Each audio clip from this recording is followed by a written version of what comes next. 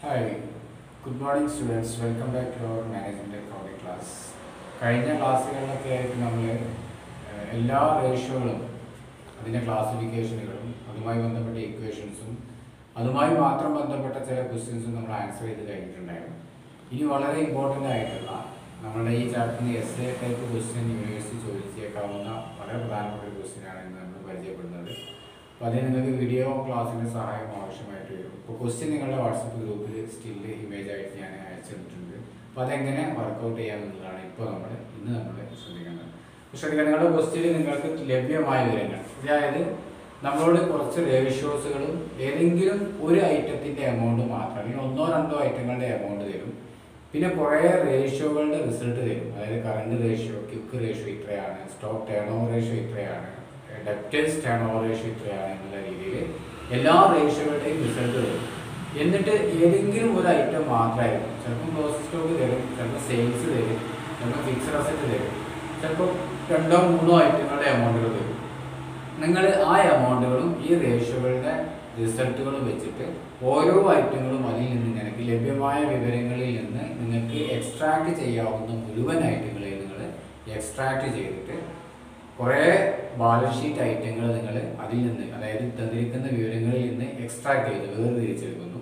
എന്നിട്ട് നിങ്ങൾക്ക് കിട്ടിയ എല്ലാ എമൗണ്ടുകളും വെച്ച് നിങ്ങളൊരു ഫിനാൻഷ്യൽ സ്റ്റേറ്റ്മെൻറ്റ് തയ്യാറാക്കണം. അതായത് ബാലൻസ് ഷീറ്റ് അല്ലെങ്കിൽ P&L അക്കൗണ്ട് ഇത് തയ്യാറാക്കുന്ന വളരെ പ്രധാനപ്പെട്ടതും എന്നാൽ കുറച്ച് നന്നായി ശ്രദ്ധിച്ചാൽ മാത്രം ചെയ്യാവുന്നതുമായിട്ടുള്ള ഒരു ഏരിയയാണ് നമ്മുടെ എസ് എ ടൈപ്പ് ക്വസ്റ്റ്യൻ കൂടിയാണിതെന്ന് ശ്രദ്ധിക്കുക. അപ്പോൾ നിങ്ങൾ ക്വസ്റ്റ്യൻ നന്നായി ഒരു തവണ വായിക്കുക. അതിലുള്ള വിവരങ്ങൾ ഞാൻ വളരെ ചുരുക്കിയിട്ട് ഇവിടെ എഴുതിയിട്ടുണ്ട്. നിങ്ങളുടെ ക്വസ്റ്റ്യനിൽ സെയിൽസ് 12 ലക്ഷം തന്നിട്ടുണ്ടായിരുന്നു.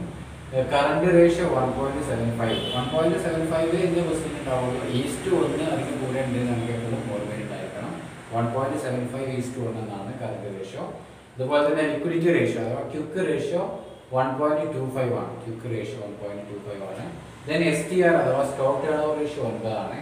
GP റേഷ്യോ എന്ന് പറയുമ്പോൾ gross profit by net sales into 100 ഫോർമുലകൾ കാണാതെ അറിയണം. അതിൻ്റെ ഉത്തരം 25% ആണ് തരുന്നു. DCP അഥവാ ഡെപ്റ്റേഴ്സ് കളക്ഷൻ പീരീഡ് 1.5 മാസം അഥവാ 45 ഡേയ്സ്. അപ്പോൾ നിങ്ങൾ ഡെപ്റ്റേഴ്സ് കളക്ഷൻ പീരീഡ് കാണാനുള്ള ഫോർമുല നിങ്ങളുടെ മനസ്സിലുണ്ടായിരിക്കണം. എന്നാലും നമുക്ക് ഓരോരോ കാര്യങ്ങളിൽ നിന്ന് എക്സ്ട്രാക്ട് ചെയ്യാൻ കഴിയുള്ളൂ. പിന്നെ തന്നിട്ടുള്ളത് റിസർവ് ടു ക്യാപിറ്റൽ, അതായത് റിസർവ് ആൻഡ് സർപ്ലസും ക്യാപിറ്റലും തമ്മിലുള്ള ആ റിലേഷൻ 0.2 ആണ്. പിന്നെ turn over to fixed asset, turn over means സെയിൽസും ഫിക്സ്ഡ് അസറ്റും തമ്മിലുള്ള ബന്ധം 1.2 എന്ന് പറയുന്നത്. അതായത് എന്താ പറയുക, ടേൺ ഓവർ അഥവാ സെയിൽസും ഫിക്സ്ഡ് അസറ്റും തമ്മിലുള്ള ആ റിലേഷൻഷിപ്പിൻ്റെ ആൻസർ വരിക 1.2 ആണ്. അപ്പോൾ അതിൽ നിന്ന് നമുക്ക് ഫിക്സ്ഡ് അസറ്റും ടേൺ ഓവറും സെയിൽസും വേർതിരിക്കാൻ പറ്റണം. അപ്പോൾ നമുക്ക് ഏതെങ്കിലും ഒരു ഐറ്റം തന്നിട്ടുണ്ട്, അതുപോലെ ഉത്തരം തന്നിട്ടുണ്ടെങ്കിൽ നമുക്ക് മൂന്നാമത്തെ ഐറ്റത്തെ എങ്ങനെ കണ്ടുപിടിക്കാൻ നമുക്ക് അറിയാം. പിന്നെ CGR അതായത് ക്യാപിറ്റൽ ഗിയറിംഗ് റേഷ്യോ 0.5 ആണെന്ന് പറയുന്നു. അതുപോലെ തന്നെ fixed asset to net worth ratio 1.25. Fixed asset to net worth, fixed അസറ്റും നെറ്റ് വർത്തും തമ്മിലുള്ള, നെറ്റ് വർത്ത് പറഞ്ഞാൽ ഇക്വിറ്റി അഥവാ ഓണേഴ്സ് ഫണ്ട് ആണ്, അവ തമ്മിലുള്ള റിലേഷൻ 1.25 ആണെന്ന് പറയുന്നു. ഇതിലാകെ ഫിഗർ ആയിട്ട് തന്നിട്ടുള്ളത് സെയിൽസിന്റെ 12 ലക്ഷം എന്ന് പറയുന്ന ഫിഗർ മാത്രമാണുള്ളത്. ആ സെയിൽസ് ഫിഗറിലൂടെ നമ്മളിങ്ങനെ കയറിപ്പോയി ഓരോ ആളുകളെയും നമ്മൾ എക്സ്ട്രാക്ട് ചെയ്തുകൊണ്ട് വരാം. അപ്പോൾ നമുക്കൊരു കാര്യം ചെയ്യാം. ആകെ നമുക്ക് അറിയുന്ന ഒരേ ഒരു എമൗണ്ട് ഡിജിറ്റ് എന്ന് പറയുന്നത് 12 ലക്ഷം എന്നതാണ്. ആ സെയിൽസിൽ നിന്ന് നമുക്ക് മറ്റുള്ള ഏതിലേക്കെങ്കിലും കയറാൻ കഴിയുന്നതാണ്. ഇപ്പോൾ കറണ്ട് റേഷ്യോ 1.75 ആണ്. കറണ്ട് റേഷ്യോയുടെ formula current asset by current liability ആണ്. പക്ഷേ സെയിൽസിന്റെ ഫിഗർ കൊണ്ട് നമുക്ക് അതിലേക്ക് പ്രവേശിക്കാൻ കഴിയില്ല. അതുപോലെ തന്നെ ലിക്വിഡിറ്റി റേഷ്യോയുടെ ഫോർമുല എന്താണ്, അഥവാ ക്വിക്ക് റേഷ്യോയുടെ formula quick asset by current liability, that is 1.25. അത് നമുക്ക് ഏതെങ്കിലും ഒന്ന് അറിയുമായിരുന്നെങ്കിൽ നമുക്ക് മറ്റേത് എക്സ്ട്രാക്ട് ചെയ്യുമായിരുന്നു, മറ്റേത് വേർതിരിച്ച് അതിൽ നിന്ന് കണ്ടെത്താമായിരുന്നു. ഇത് നമുക്ക് അതും സാധ്യതയില്ല. ഇനി STR എന്താ? STR എന്ന് പറഞ്ഞാൽ സ്റ്റോക്ക് ടേൺ ഓവർ റേഷ്യോ അല്ലേ? എന്താ stock turn over ratio formula? Stock turn over ratio formula cost of sale അല്ലേ? Cost of sale divide by average stock. Cost of sale divide by average stock ആണ്. അത് 9 ആണെന്ന് പറയുന്നുണ്ട്. പക്ഷെ നമുക്ക് 9 ആണെന്ന് അറിയാം, പക്ഷെ കോസ്റ്റ് ഓഫ് സെയിൽ അറിയില്ല, ആവറേജ് സ്റ്റോക്ക് ഒന്നും അറിയില്ല. അതൊന്നും നേരിട്ട് ക്വസ്റ്റ്യൻ എവിടെയും പറഞ്ഞിട്ടില്ല. ഓക്കെ, ഇനി ഇങ്ങനെ താഴോട്ട് ഓരോരോ കാര്യങ്ങൾ നമ്മൾ പരിശോധിച്ച് നോക്കുക. അതിൽ ഏതെങ്കിലും ഒരു കമ്പോണന്റ്, ഒരു നോമിനേറ്റർ ഡിനോമിനേറ്റർ അംശം ചേർത്തിൽ ഏതെങ്കിലും ഒന്ന് നമുക്ക് ലഭ്യമാണെങ്കിൽ മറ്റേത് കണ്ടുപിടിക്കാൻ നമുക്ക് ഫോർമുലയുടെ അപ്പുറം ഇപ്പുറമൊക്കെ കൊണ്ടുപോയിട്ട് നമുക്ക് സോൾവ് ചെയ്യുന്ന മാത്തമാറ്റിക്കൽ സ്കില്ലുള്ള ആളുകൾക്ക് വളരെ ഈസി ആയിട്ട് ചെയ്യാൻ പറ്റും. ഇനി നോക്കാം. അപ്പോൾ നമുക്ക് ആകെ അറിയുന്ന ഒരു സെയിൽസ് മാത്രമാണ് 12 lakh. അപ്പോൾ നമുക്ക് ഇങ്ങനെ കുറച്ച് കാര്യങ്ങൾ ഞാനിവിടെ എഴുതിയിട്ടുണ്ട്. സെയിൽസ് എന്ന് പറഞ്ഞാൽ 12 ലക്ഷമാണ്. ഇനി ഈ സെയിൽസ് എന്ന് പറയുന്ന 12 ലക്ഷത്തിൽ നിന്ന് കോസ്റ്റ് ഓഫ് സെയിൽസ് അഥവാ കോസ്റ്റ് ഓഫ് ഗുഡ്സ് സോൾഡ് അല്ലെ, നമ്മൾ പിന്നെ CGS എന്ന് പറയുന്ന cost of goods sold extract ചെയ്യാൻ വല്ല മാർഗമുണ്ടോ? കാരണം അത് കിട്ടിക്കഴിഞ്ഞാൽ കോസ്റ്റ് ഓഫ് ഗുഡ്സ് സോൾഡ് നമുക്ക് കിട്ടിക്കഴിഞ്ഞാൽ നമുക്ക് ഏത് സോൾവ് ചെയ്യാൻ പറ്റും? STR സമം 9 നമുക്ക് എക്സ്ട്രാക്ട്. കാരണം STRന്റെ ഫോർമുലേന്റെ മേൽഭാഗം കോസ്റ്റ് ഓഫ് ഗുഡ്സ് സോൾഡ് ആണ്, divide by average stock. Average stock means close stock here. രണ്ട് തരം സ്റ്റോക്ക് തരുന്നില്ലെങ്കിൽ ആവറേജ് സ്റ്റോക്ക് എന്ന് പറഞ്ഞാൽ ക്ലോസ് സ്റ്റോക്ക് തന്നെയാണ്. അപ്പോൾ നമുക്ക് ഇതിൽ STRന്റെ മുകളിലുള്ള കോസ്റ്റ് ഓഫ് ഗുഡ്സ് സോൾഡ് കിട്ടാൻ വല്ല മാർഗവും സെയിലും ഗ്രോസ് പ്രോഫിറ്റും തമ്മിലുള്ള ബന്ധത്തിലുണ്ടോ എന്ന രീതിയിലൊക്കെ നമ്മുടെ ചിന്തകൾ വരണം. വളരെ പ്രത്യേകം ശ്രദ്ധിക്കേണ്ട ഒരു കാര്യം, നിങ്ങൾക്കൊക്കെ ഫോർമുലകൾ കാണാതെ ബ്രെയിൻ ഉണ്ടെങ്കിൽ ഈ സംഭവങ്ങളൊക്കെ കണക്ട് ചെയ്തിട്ട് ഇതിലെ കാര്യങ്ങൾ എക്സ്ട്രാക്ട് ചെയ്യാൻ കഴിയുള്ളൂ. അതുകൊണ്ടാണ് ഞാൻ തുടക്കം മുതൽ പറയുന്നത് എല്ലാ ഫോർമുലകളും ബൈ ഹാർട്ട് ചെയ്ത് വെക്കണം. അപ്പോൾ ഇവിടെ ആകെ ഒരു ഇൻഡ് എന്ന് പറയുന്നത് സെയിൽസ് 12 lakh ആണെന്ന് മാത്രം അറിയാം. ഇനി കോസ്റ്റ് ഓഫ് സെയിൽ അഥവാ കോസ്റ്റ് ഓഫ് ഗുഡ്സ് സോൾഡിന്റെ ഒരു ഫോർമുല നമ്മൾ ചെറിയ ക്ലാസ്സിൽ പഠിച്ചു വെച്ചിട്ടുണ്ട്. എന്താണ്? സെയിൽസിൽ നിന്ന് ഗ്രോസ് പ്രോഫിറ്റ് കുറച്ചാൽ, സെയിൽസിൽ നിന്ന് GP കുറച്ചാൽ എന്ത് കിട്ടും? CGS അഥവാ കോസ്റ്റ് ഓഫ് ഗുഡ്സ് സോൾഡ് +1 എന്ന് പഠിച്ചതാണ്. അപ്പോൾ ഇവിടെ നമുക്ക് സെയിൽസ് 12 lakh എന്നറിയാം, ക്വസ്റ്റ്യൻ തന്നതാണ് ഗിവൺ. പക്ഷെ ഗ്രോസ് പ്രോഫിറ്റ് എത്രയാണെന്ന് അറിയില്ല. പക്ഷെ ഗ്രോസ് പ്രോഫിറ്റ് റേഷ്യോ 25% ആണെന്ന് നമുക്കറിയാം. അങ്ങനെ പറയുമ്പോൾ നമ്മുടെ കാര്യം നമ്മുടെ മനസ്സിൽ പെട്ടെന്ന് ഓർമ്മ വരണം, ഗ്രോസ് പ്രോഫിറ്റ് കണ്ടെത്താൻ വല്ല വഴിയുണ്ടോ എന്ന്. ഗ്രോസ് പ്രോഫിറ്റ് 25% എന്നാണ്. അപ്പോൾ എന്താണ് ഈ ഗ്രോസ് പ്രോഫിറ്റിന്റെ ഫോർമുല? എന്താണ് ഗ്രോസ് പ്രോഫിറ്റ് റേഷ്യോയുടെ ഫോർമുല? എന്താണ്? Gross profit ratio equal to 25% ആണ്. അപ്പോൾ നമുക്ക് ഇങ്ങനെ പറഞ്ഞൂടെ, ഗ്രോസ് പ്രോഫിറ്റിന്റെ formula gross profit by net sales into 100 ആണ്. അതാണ് എത്ര? 25% എന്ന് പറയുന്നത്. അപ്പോൾ ഈ സെയിൽസിന്റെ 25% സെയിൽസ്, നന്നായി ശ്രദ്ധിക്കണം, സെയിൽസിന്റെ 25% ഗ്രോസ് പ്രോഫിറ്റ് എന്നാണ് ഈ ഗ്രോസ് പ്രോഫിറ്റ് റേഷ്യോ സമം 25% എന്നതിൽ നമ്മൾ മനസ്സിലാക്കേണ്ടത്. അതായത് ഗ്രോസ് പ്രോഫിറ്റും നെറ്റ് സെയിൽസും ഇൻറ്റു 100 ആണല്ലോ ഏത് റേഷ്യോ? GP ratio. അങ്ങനെ വരുമ്പോൾ GP അതിൽ നിന്ന് എക്സ്ട്രാക്ട് ചെയ്യാൻ, അല്ലെങ്കിൽ നമ്മുടെ കോമൺ സെൻസ് ആലോചിച്ചാൽ മതി, ഗ്രോസ് പ്രോഫിറ്റും സെയിൽസും തമ്മിലുള്ള റിലേഷൻ 25%. അതായത് സെയിൽസിന്റെ 25% ആണ് എന്ത്? Gross profit. അപ്പോൾ വലിയ കാൽക്കുലേഷൻ ഇല്ലാതെ തന്നെ നമുക്കറിയാം. ഇപ്പൊ നമുക്ക് തന്നിരിക്കുന്ന വിവരങ്ങളിൽ 12 ലക്ഷമാണെന്ത്? 12 ലക്ഷമാണെന്ത് സെയിൽസ് എന്ന് പറയുന്നത്. ഈ 12 ലക്ഷത്തിന്റെ 25% അഥവാ 25/100, 25/100 ആണ് എന്ത്? ഗ്രോസ് പ്രോഫിറ്റ് എന്ന് നമുക്ക് ക്വസ്റ്റ്യൻ 25 ക്വസ്റ്റ്യൻ തന്നതാണ്. അപ്പൊ സ്വാഭാവികമായും നമ്മൾ 12 ലക്ഷത്തിന്റെ 25% എടുക്കാം. 12 ലക്ഷത്തിന്റെ 25% എത്ര ഉണ്ടായിരിക്കും? 12 ലക്ഷത്തിന്റെ 25% ഉണ്ടായിരിക്കും 3 ലക്ഷം ഉണ്ടായിരിക്കും അല്ലേ? നിങ്ങൾ കാൽക്കുലേറ്റ് ചെയ്താൽ മതി. 12 ലക്ഷം ഇൻറ്റു 25/100 എത്ര കിട്ടുക? 3 ലക്ഷം. അപ്പൊ നമുക്ക് 3 ലക്ഷം സമം ഗ്രോസ് പ്രോഫിറ്റ് കിട്ടും, അഥവാ ഗ്രോസ് പ്രോഫിറ്റ് സമം 3 lakh. ഇപ്പൊ നമ്മൾ നേരത്തെ എഴുതി വെച്ച ഫോർമുലയിൽ സെയിൽസ് മൈനസ് GPയിലേക്ക് ഇപ്പൊ രണ്ടുമായി സെയിൽസ് ഓൾറെഡി തന്നിട്ടുണ്ട്, എത്രയാണ്? 12 lakh. അപ്പൊ നമുക്ക് CGS സമം 12 lakh, 12 ലക്ഷം മൈനസ് 3 ലക്ഷം സമം എത്ര കിട്ടും? 9 lakh. അപ്പൊ നമുക്ക് ഒരു സംഭവം കിട്ടിയിട്ടുണ്ട്. എന്താണ്? കോസ്റ്റ് ഓഫ് ഗുഡ്സ് സോൾഡ് 9 ലക്ഷമാണ് കിട്ടി. എങ്ങനെ എക്സ്ട്രാക്ട് ചെയ്ത് കിട്ടിയാൽ മനസ്സിലാക്കുക? GP റേഷ്യോ തന്നിട്ടുണ്ട് 25%. ഇപ്പൊ സെയിൽസിന്റെ 25% GP. അപ്പൊ 12 ലക്ഷത്തിന്റെ 25% 3 ലക്ഷമാണ്. അപ്പൊ 12 ലക്ഷത്തിന് 3 ലക്ഷം കുറച്ചാൽ കിട്ടുന്ന ബാക്കി 9 എന്തായിട്ട് വരിക? CGS. എന്തിനാണ് ഈ CGS നമ്മൾ എക്സ്ട്രാക്ട് ചെയ്തത്? കാരണം നമ്മളൊരു റേഷ്യോ കൂടി നമുക്ക് എക്സ്ട്രാക്ട് ചെയ്യാൻ പറ്റും. കാരണം STRന്റെ ഫോർമുല, STRന്റെ ആൻസർ 9 ആണെന്ന് പറയും. STRന്റെ ഫോർമുല എന്താ?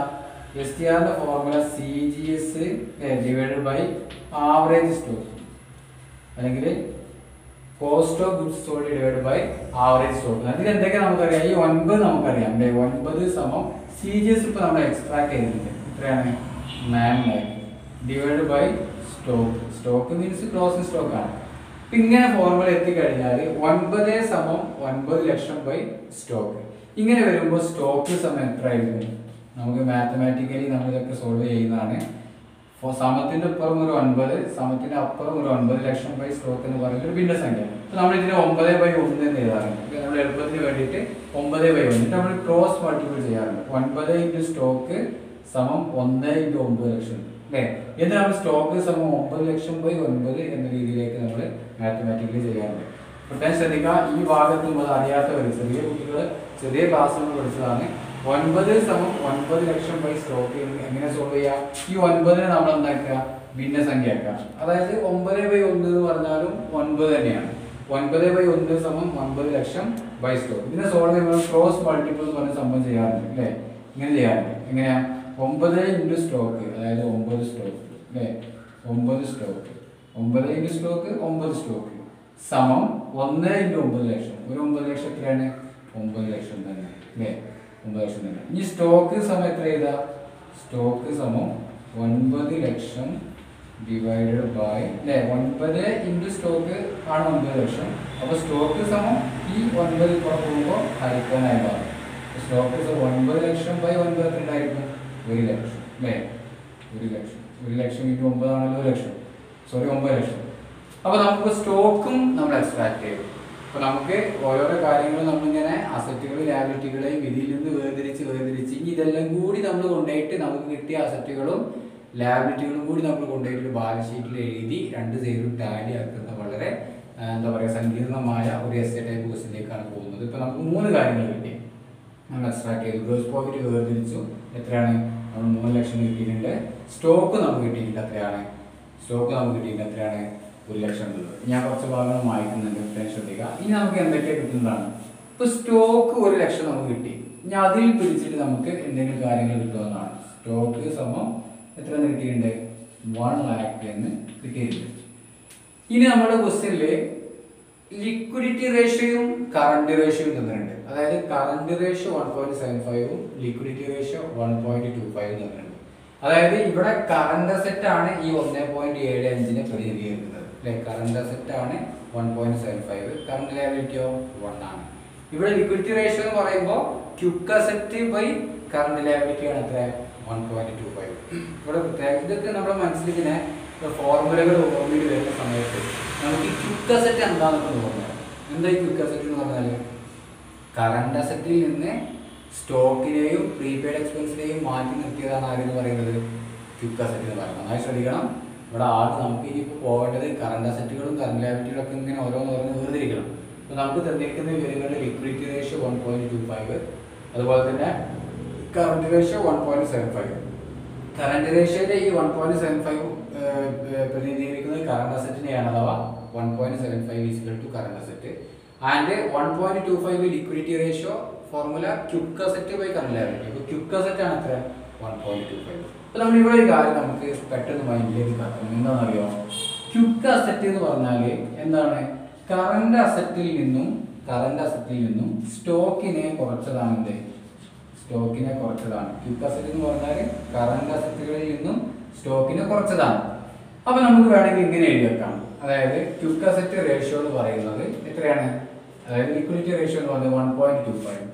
1.25 എന്ന് പറയുന്നത് കറണ്ട് അസറ്റ് ആയിട്ടുള്ള 1.75 നിന്ന് അല്ലേ? 1.75 നിന്ന് എന്ത് കുറച്ചതാണ്? സ്റ്റോക്ക്. ഇപ്പോൾ നമുക്ക് ഓൾറെഡി അറിയാം എത്രയാണ്? 1 lakh ആണെന്ന് നമുക്കറിയാം. നന്നായി ശ്രദ്ധിക്കണേ. 1.25 അഥവാ ക്വിക്ക് റേഷ്യോ എന്ന് പറയുന്നത് 1.25. ദാറ്റ് ഈസ് ഈക്വൽ ടു നമുക്കറിയാം അല്ലേ? ക്വിക്ക് റേഷ്യോ എന്ന് പറഞ്ഞാൽ quick asset divided by current liability ആണ്. അപ്പോൾ നമുക്ക് കറണ്ട് റേഷ്യോ 1.75, ലിക്വിഡിറ്റി റേഷ്യോ 1.25. അപ്പോൾ ക്വിക്ക് അസറ്റ് സമം. ക്വിക്ക് അസറ്റ് എങ്ങനെയാണ് കാണുക? കറണ്ട് അസറ്റിന് സ്റ്റോക്കും പ്രീപെയ്ഡ് എക്സ്പെൻസും. അപ്പോൾ ക്വിക്ക് അസറ്റ് ആയ 1.25 നിന്ന് 1.75 മൈനസ് 1 lakh അല്ലേ? നമുക്കതറിയാം. ഇനി നമുക്ക് ഇത് വർക്കൗട്ട് ചെയ്യുന്ന രീതി പ്രത്യേകം ശ്രദ്ധിക്കാം. 1.25 = 1.75 = 1 lakh. ഇത് നമുക്ക് വർക്കൗട്ട് ചെയ്യുന്ന രീതിയിലേക്ക് നോക്കാം.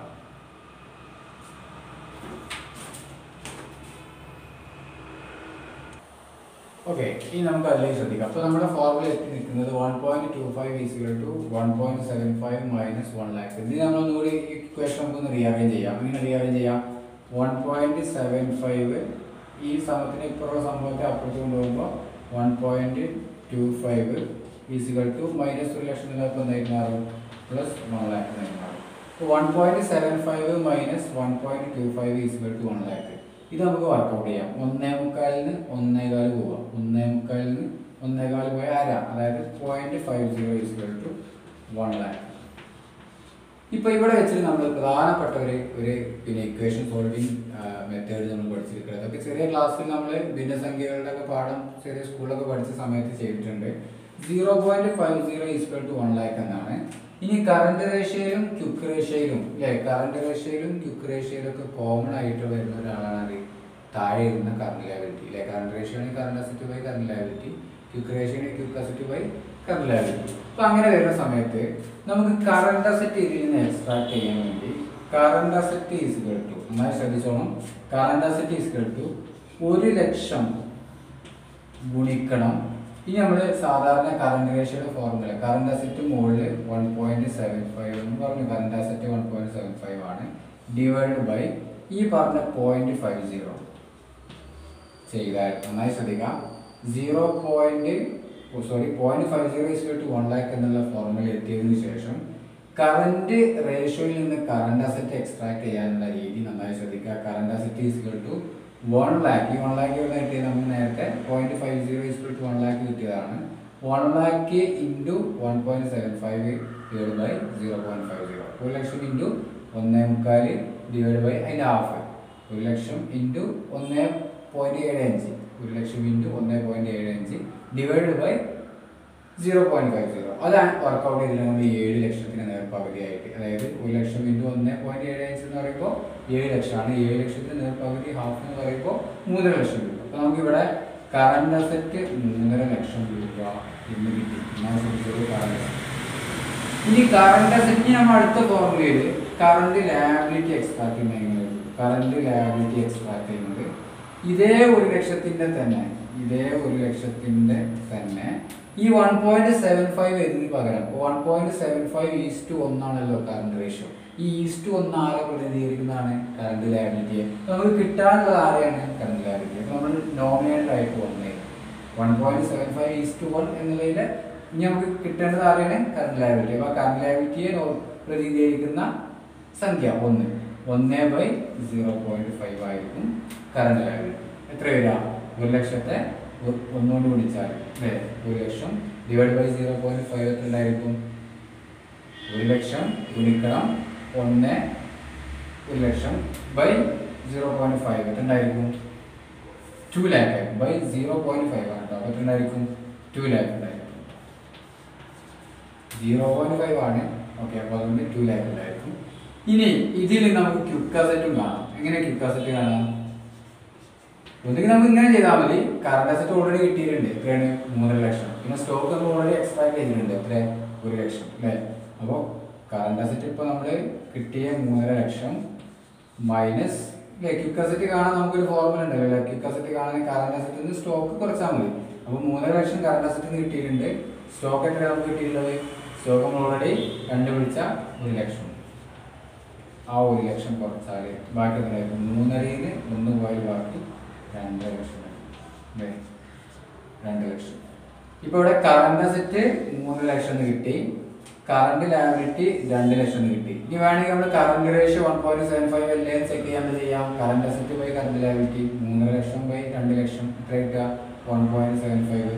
ഇനി ക്യുക്ക് റേഷ്യോ ശരിയല്ലേ? Quick ratio 1.25. അങ്ങനെ നോക്കുക, quick asset by current liability, quick asset by എത്ര കിട്ടിയത്? 2.5 ലക്ഷം. 2.5 ലക്ഷം 2.5 ലക്ഷം ബൈ കറണ്ട് ലയബിലിറ്റി 2 ലക്ഷം. 2.5 ലക്ഷം ബൈ 2 ലക്ഷം കറക്റ്റ് അല്ലേ ചെക്ക് ചെയ്യുക? 1.25. അപ്പോൾ നമ്മളിപ്പോൾ കറണ്ട് അസറ്റ് കിട്ടി, കറണ്ട് ലയബിലിറ്റി കിട്ടി, ക്യുക്ക് അസറ്റ് കിട്ടി, അതുപോലെ തന്നെ സ്റ്റോക്ക് സെപ്പറേറ്റ് കിട്ടി. ഇപ്പോൾ നമുക്ക് കുറേയൊക്കെ ബാലൻസ് ഷീറ്റിൻ്റെ അസറ്റ് സൈഡിലുള്ള കുറേ ആൾക്കാരും കറണ്ട് ലയബിലിറ്റി കിട്ടിയപ്പോൾ ലയബിലിറ്റി സൈഡിലുള്ള ഒരാൾക്ക് കിട്ടി. ഇനി നമ്മൾ ഇത് പ്രകാരം ഓരോരോ ഇക്വേഷനും നമ്മളിങ്ങനെ എക്സ്ട്രാക്ട് ചെയ്ത് വരികയാണ്. നോക്കാം, നമുക്ക് അടുത്ത വീഡിയോയിൽ അതിൻ്റെ കാര്യങ്ങൾ പറയാം.